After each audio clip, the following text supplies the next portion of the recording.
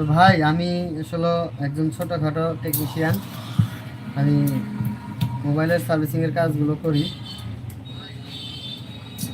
যারা আসলে আমাকে চেনেন জানেন তাদেরকে অসংখ্য ধন্যবাদ।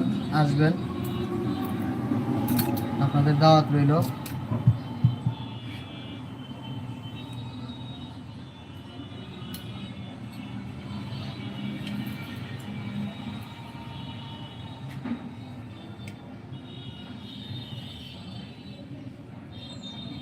দেখছো ভাই কি রে, কি এখানে ফিঙ্গার খোলা যায় না। ফিঙ্গার না, এটা এখানে তো সিমের বেস খোলা যাবে না।